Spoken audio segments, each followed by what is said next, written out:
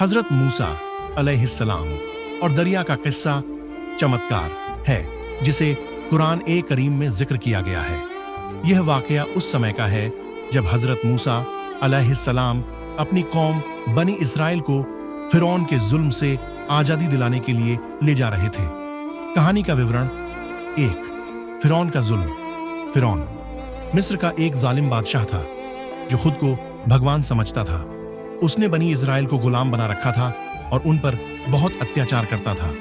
अल्लाह ताला ने हजरत मूसा अलैहिस्सलाम को नबी बनाकर भेजा ताकि वे बनी इस्राइल को इस जुल्म से छुटकारा दिला सकें। 2। मूसा अलैहिस्सलाम का संदेश और फिरौन की हठधर्मी। हजरत मूसा अलैहिस्सलाम ने फिरौन को अल्लाह की इबादत की दावत दी, लेकिन उसने इनकार कर दिया और अपनी सत्ता बनाए रखने के लिए हर तरह की चालें चलीं। जब फिरौन ने मूसा अलैहिस्सलाम की बात को ठुकरा दिया तो अल्लाह ने उस पर कई तरह की सजाएं भेजीं, जिनमें खून, टिड्डियां, मेंढक और जुएं शामिल थीं, मगर फिरौन फिर भी नहीं माना। 3। मूसा अलैहिस्सलाम का बनी इस्राइल के साथ हिजरत, प्रवास। आखिरकार अल्लाह ने हजरत मूसा अलैहिस्सलाम को हुक्म दिया कि वे बनी इस्राइल को लेकर मिस्र से निकल जाए। जब वे निकल रहे थे तो फिरौन को इसका पता चल गया और उसने एक बड़ी सेना के साथ उनका पीछा किया। 4। दरिया का चमत्कार। जब हजरत मूसा अलैहिस्सलाम और उनकी कौम दरिया के किनारे पहुंची तो आगे पानी था और पीछे फिरौन की सेना। बनी इस्राइल घबरा गए और कहने लगे, अब हम पकड़े गए।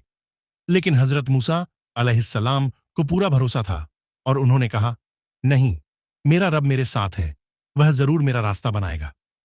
सूरह अश्शूरा 26-62। अल्लाह ताला ने मूसा अलैहिस्सलाम को आदेश दिया कि वे अपनी लाठी पानी पर मारें। जैसे ही मूसा अलैहिस्सलाम ने लाठी मारी, दरिया 2 हिस्सों में बंट गया और बीच में एक सूखी राह बन गई। बनी इस्राइल ने इस रास्ते से गुजरकर अपनी जान बचा ली। 5। फिरौन का डूबना। जब फिरौन और उसकी सेना भी इस रास्ते पर चली तो अल्लाह ने दरिया को फिर से मिला दिया और फिरौन अपनी पूरी सेना के साथ डूब गया। जब उसने अपनी मौत देखी तो तब उसने कहा, अब मैं भी मान लेता हूं कि सिर्फ मूसा का अल्लाह ही सच्चा है। लेकिन तब तक देर हो चुकी थी और अल्लाह ने उसकी तौबा, पश्चाताप स्वीकार नहीं की। इस कहानी से सीख